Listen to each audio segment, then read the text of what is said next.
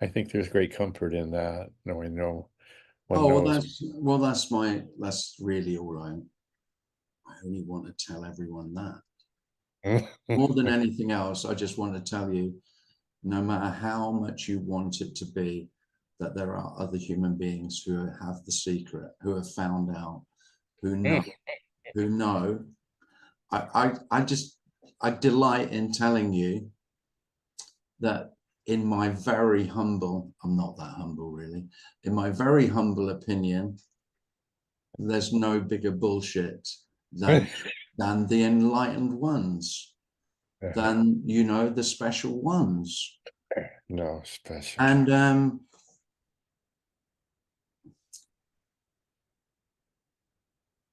that's the love.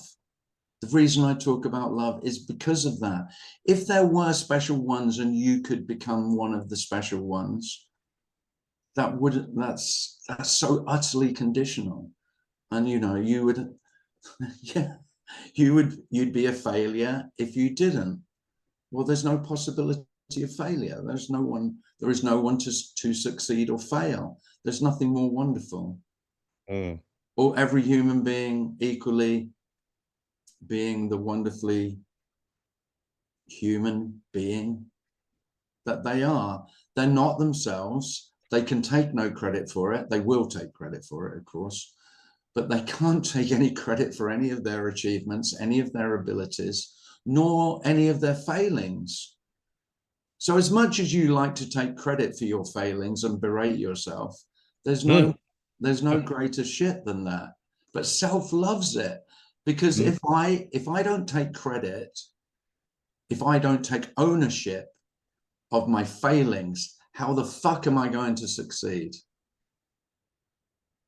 Well, I take pleasure in telling you you're not.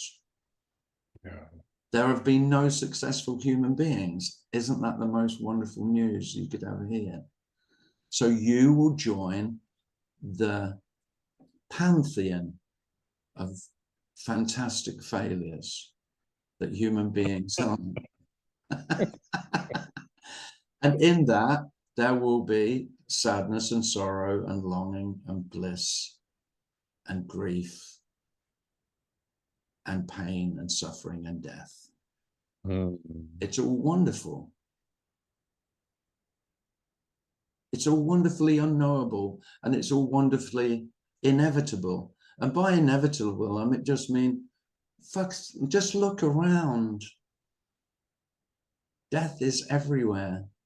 Decay is everywhere, as is birth, as is growth, as is flowering. Just look at any rose. I've got roses growing all the way around the bungalow, all around my house.